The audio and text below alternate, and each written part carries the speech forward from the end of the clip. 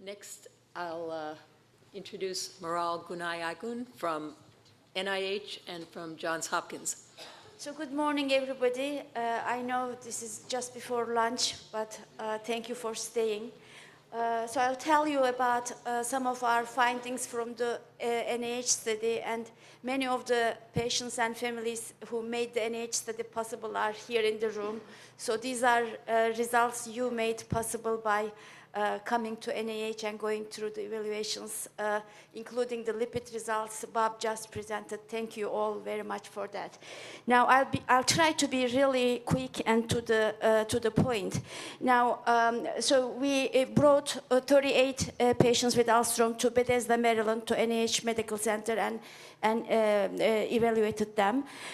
This was under our ciliopathy study, which is a more broader study. I had started this study in 2002 as a study of the recessive polycystic kidney disease, and then added some of the multi-system ciliopathies similar to Alstrom, like Joubert syndrome and Barrett-Biddle syndrome, which also has retinopathy and obesity, similar to Alstrom syndrome.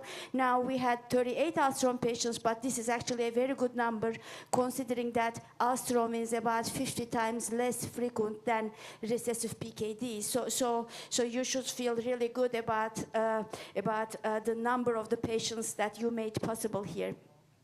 So why we are doing this study, we try to understand the nature of individual organ disease, like kidney disease, retina disease, liver disease, and then why there is some variation in the severity of organ disease for each individual, so that we can come with better outcome parameters if we develop treatment trials in the future. Because we refer to this as a ciliopathy study, and Alstrom is considered within the ciliopathy group, although it is not a typical one, I want to review this real quick. So you all know about the cilia in the airways. These are the cilia that cover the surface of the cells like a carpet, and they move. They are soft and they move, and they create these waves to protect the lungs. So make us cough out the mucus, and these are the cilia that are different than the cilia involved in the diseases that I'm talking about. So the cilia, the other type of cilia are these, the so-called primary cilia or the non-motile cilia, are present in almost all other cell types with a few exceptions. And they are one hair-like structure per each cell, and they are not soft and they are not motile. They don't move, but they just stick out like an antenna. They are like sensory antennas. They transmit signals into the cell. They are like the GPS of the cell, if you will. So here we are looking at the picture of a kidney tubule, and all these round things are one cell, and this thing sticking out is the cilium. And when the urine flows here, it bends the cilium, and then this is one way for these cells to know which way it is that the fluid in the tube is going, so how they should regulate all their functions. Now, these cilia are the sensory antennas, and they have very important jobs during the development of organs early in pregnancy, including the eyes, the kidneys, the bile duct, and the blood vessels in the livers. And after the baby is born, they are still very important in maintaining the health of certain tissues throughout the lifespan of that person, especially the things like the retina and the tubular function of the kidneys. One other important thing that I should mention here, these hair-like structures are not static, so they are dynamic. So the cells have them when they are in a non-dividing state.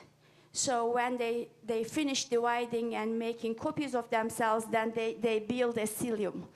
Now, when they get ready to make copies of themselves, before they go into the cell division, this mitosis, then they resorb the cilia, so that gets disassembled.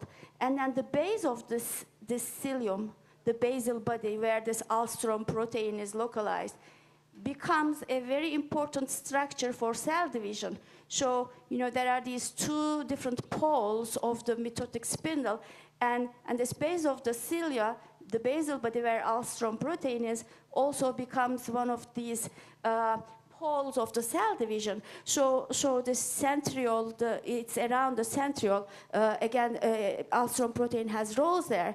So it regulates. It's involved in regulating how fast and when the cells divide and make copies of themselves. And now we are trying to understand the role of this part of the function in the neonatal infantile cardiomyopathy. We heard this morning that the cardiac cells normally are supposed to stop making copies of themselves when the baby is born, but when you have something wrong with the Alstrom protein, then they keep making more copies, and that factors into the cardiomyopathy.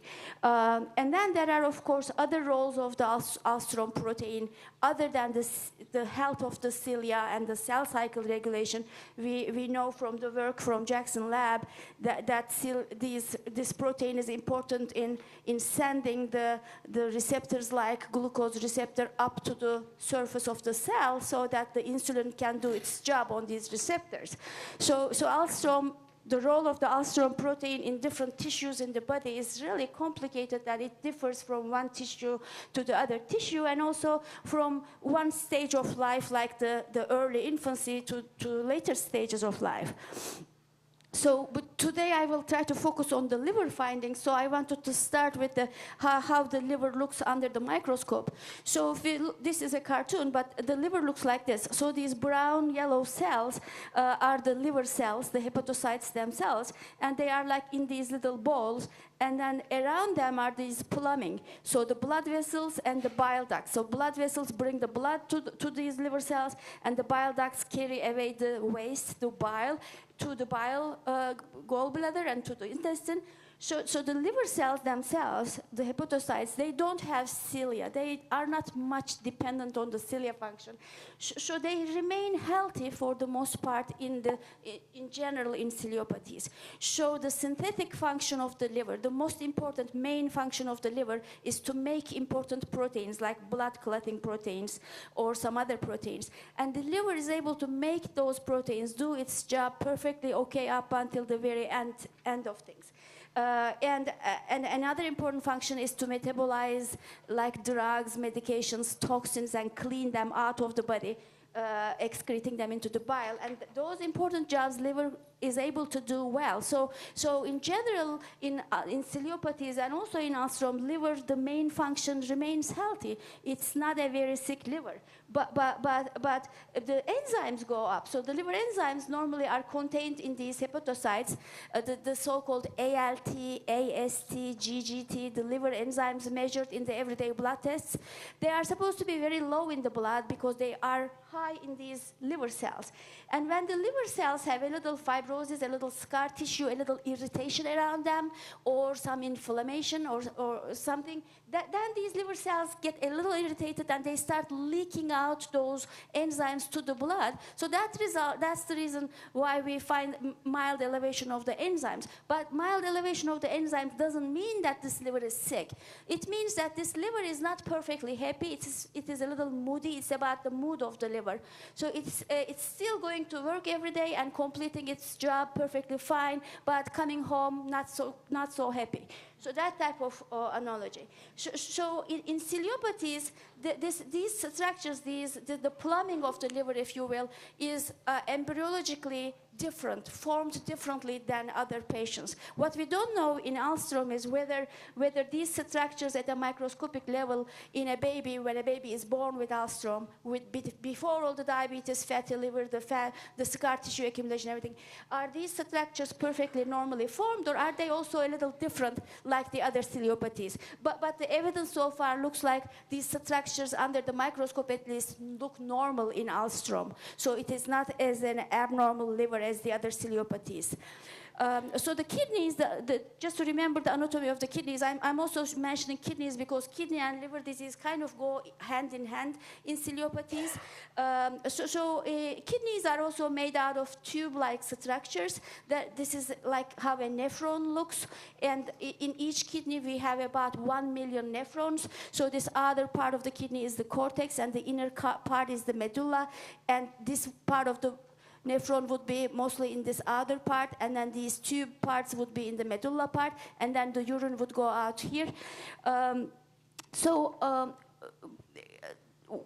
I talked about the role of the cilia in sending signals to the cells so that the cells know where they are. So these can be the liver bile duct cells lining the bile ducts in the liver, or these can be the kidney tubule cells lining the kidney tubules, or these can be the fat cells with a cilia on them during the maturation of the fat cells. So the cilia, like the GPS of the cell, the cilia helps the cell know where it is, which side of the cell is the urine flow, which side of the cell is the blood flow, so that the part of the cell that faces the urine or the bile is decorated differently with different types of proteins and receptors than the side of the cell that faces the blood. So it's the polarity of the cell is important for the normal function of the cell. So even if an organ looks normal anatomically under the microscope, at the molecular level, the proteins on that surface might be wrong because something about the polarity and the cilia wasn't working well.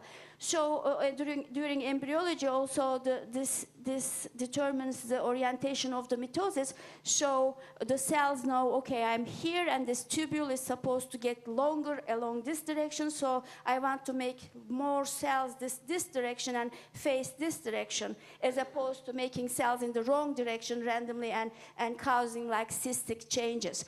And what maybe causes the fibrotic changes is the wrong proteins on the wrong cells of the cells, and cells are not happy. That's why causing inflammation and everything. So there is also this special version of the cell in the retina. That's the reason why we heard, already that retina is very commonly involved in ciliopathies. So here the main function of the cilia is like a very important highway with a lot of trucks carrying important proteins to the outer surface, outer segment of the photoreceptor cells. We know that in Alstrom, apparently, there are also other parts, layers. We heard yesterday that other layers of the retina are also abnormal. So Alstrom protein might be important for other parts of the retina as well. Now, in ciliopathies in general, this remodeling of these tube-like structures in the liver, the bile ducts, is abnormal during early in pregnancy. The baby is born with abnormally formed bile ducts, and this has this technical name, ductal plate malformation. And this is the basis of why these patients develop these fibrosis around those little balls of liver cells. So this fibrosis in general doesn't disturb the ball of liver cells themselves and wraps around them, which is a relatively benign version of fibrosis. And sometimes the cystic changes might also be like large cysts in the bile ducts, so-called Caroli's disease. And in all the patients we looked at NIH, we didn't see any of this Caroli's disease, which is good news because these patients are at high risk for bile infections. And so in ciliopathies, this is like a general summary slide. So we see some variation of the fibrotic disease in the liver, along with some variation of the cystic fibrotic kidney disease. And this disease might be very severe cystic malfunctioning kidneys to a really mild end, where the mildest end of the recessive PKD patients or other ciliopathy patients would have dense-looking medulla, the inner part of the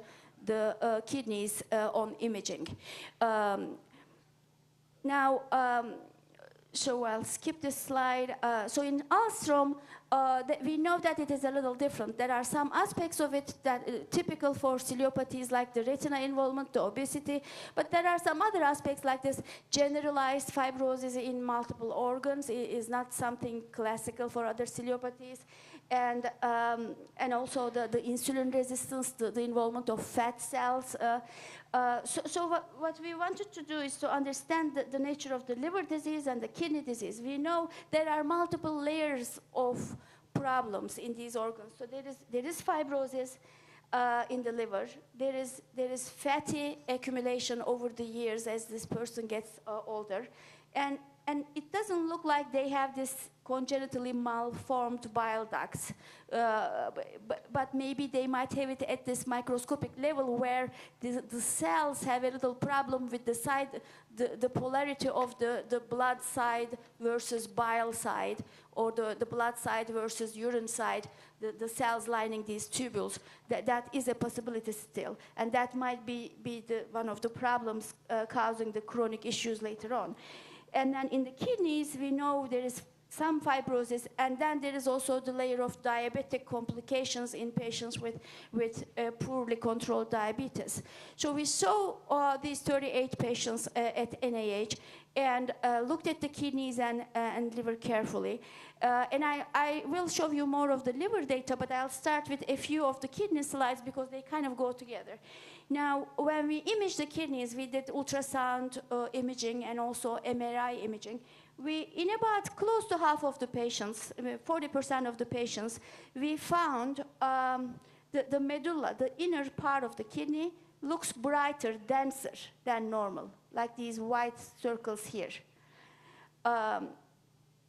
In only about 10% or so, we saw these cysts, discrete cysts. But cysts, the number of cysts were more than what we would see in the normal population, but much less than what we see in the cystic kidney diseases. So cysts themselves are not causing the issue, but we know that there's something going on in the inner side, on that tubule-rich side of the kidneys.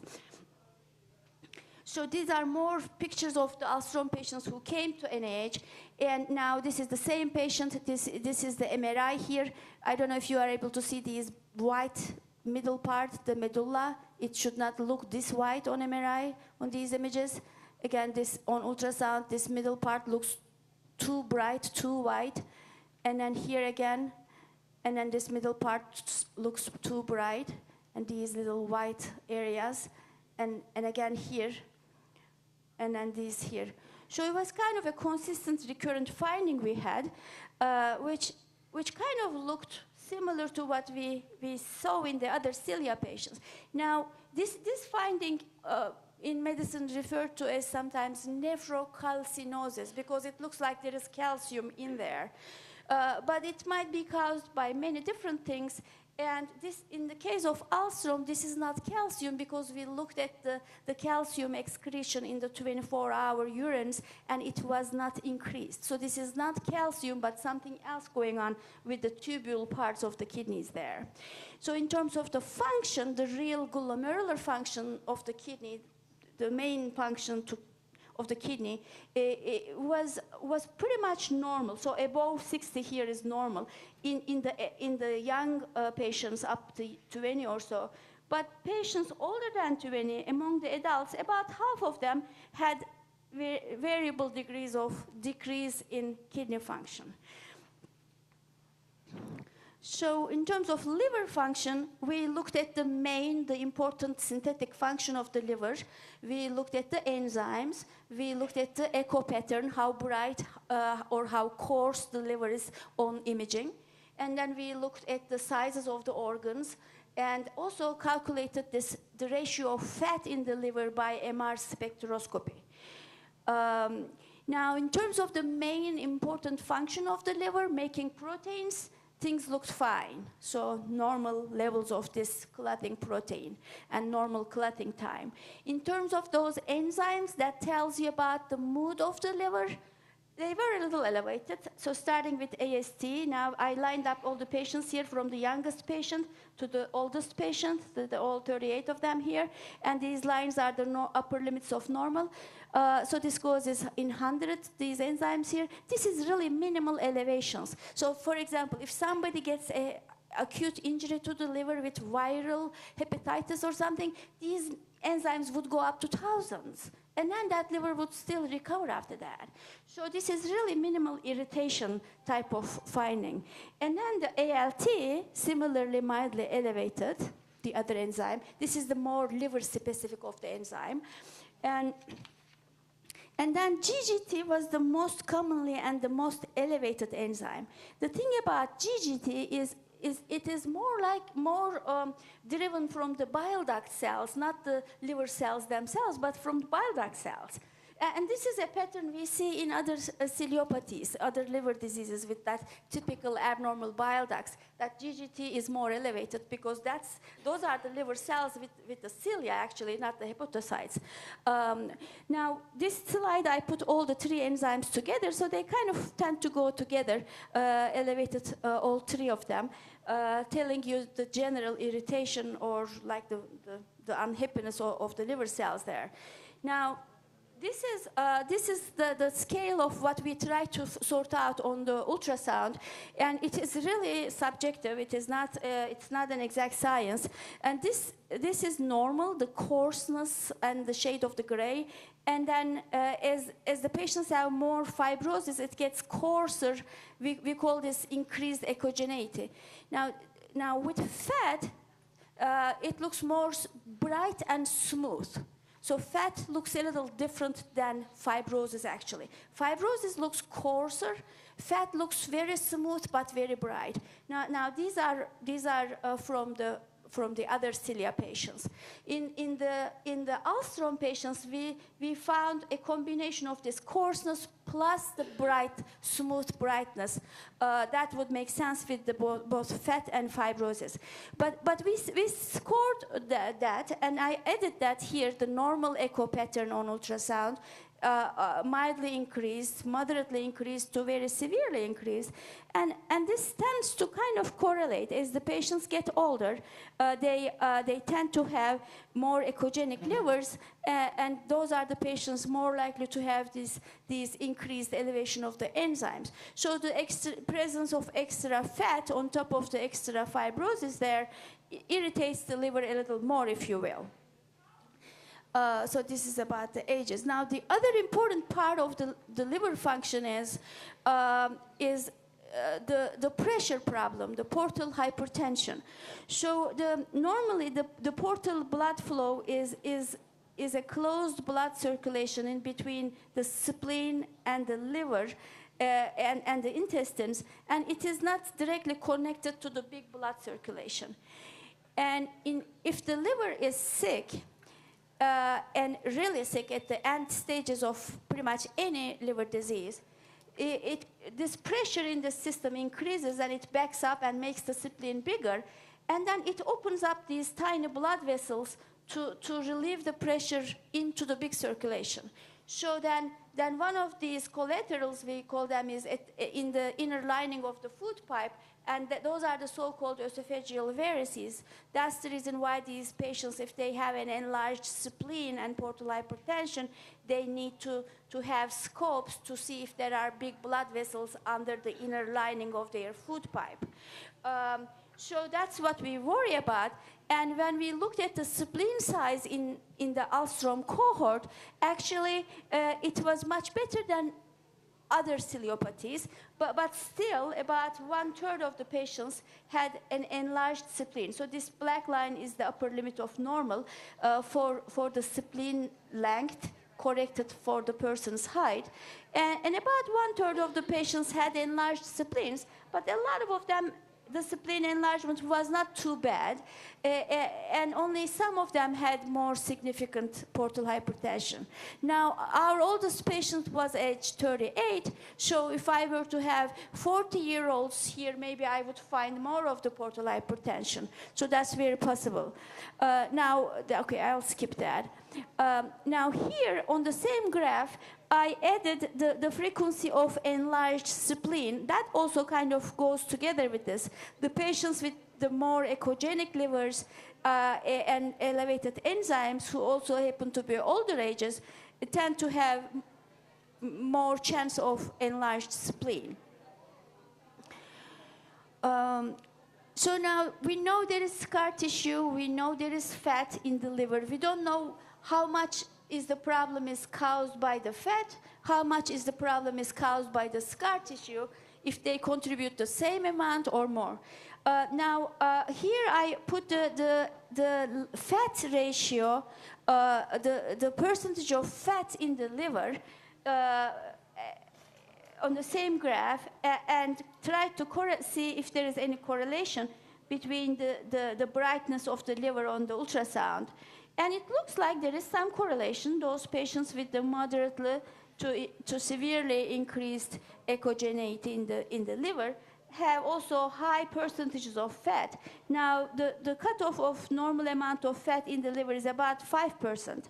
And many of the Alström patients had much higher percentages of fat. So it looks like fat is causing a good part of the problems. Now, this is called the fatty liver disease, and in general population, it is very, very common among the Americans with a BMI of higher than 25, which is a lot of Americans. Like more than half of them have fat in their liver, more than normal fat in their liver. But fat in the liver without any inflammation is different than fat in the liver causing inflammation and damage. And when fat in the liver causes damage and inflammation, then it's called non-alcoholic steatohepatitis, meaning that inflammation, itis is the inflammation, and it's referred to as NASH. Now, about 2 to 5% of general population in America has this condition. And there is some genetic variation, like some people with fatty liver are more likely to develop NASH. For example, it is very common among Hispanics, but it is much rarer among African Americans. There must be some genes making people more likely to develop the inflammation and damage reaction to the fat in comparison to some others. So that might explain some of the variation in Alström also. So where does the fat come to the liver? Where does it come from? Well, most of it, it comes from the food, but most of it comes from the fat under our skin, so from the fat cells. And the fat, normally, if insulin is doing its job perfectly okay, and if there is no resistance to insulin, then insulin, when there is enough sugar in the blood, insulin says, okay, don't release any fat, keep all the fat under the skin, because we have enough sugar around. Keep the fat in the cells. But because there is insulin resistance in Alström, then these cells don't get the signal from the insulin, these fat cells under the skin, and they keep releasing the fat to the bloodstream. And then that fat ends up in the liver. Of course, some of the fat also comes from the diet we eat, but I'm trying to say that we cannot control all of it by removing the fat from our diet. So this is a process. So a lot of people have fat in their livers. Only some people develop scar tissue and inflammation. And among these people, only some of them progress into more significant liver disease, only a small percentage. Now, under the microscope, then, the normal liver looks like this, or those are those brown liver cells I showed you, and the fat in the liver are these white lobules, and then the fibrosis is this blue, and the inflammation cells here. Now, so how does the damage in the liver happen now? What causes the problem? Does the fat itself cause the problem, or the inflammation that happens in only some patients causes the problem? So there is the so-called oxidative stress when there is inflammation, and when there is too much fat in the liver, maybe the mitochondria are overloaded because they are supposed to process all that fat. So there is a study actually, it's interesting, you might want to know this. So they looked at people with fat in their liver. They did liver biopsies at different times over a time period. And people who had inflammation in the very first liver biopsy, in addition to the fat, those people progressed into fibrosis, the ones with inflammation. So this graph is showing those people without the fibrosis, okay? So the people who did not have inflammation remained without fibrosis and inflammation for a long time, and those people who had inflammation in the very first biopsy tended to develop much faster more inflammation and fibrosis. So it looks like there are some people who are at a more advantaged state in terms of their genetic background. They are kind of protected against this inflammation and damage in the liver, while some other people are more likely to develop reaction to this fat. So people don't understand the differences at this time, but there is a lot of research on it. Now, why do we worry about this NASH? How is it harmful to a person? So it may progress into cirrhosis in a minority of the patients, but in general population, doctors worry about it because it increases that person's risk of cardiovascular disease, like things like heart attack or stroke or coronary artery disease.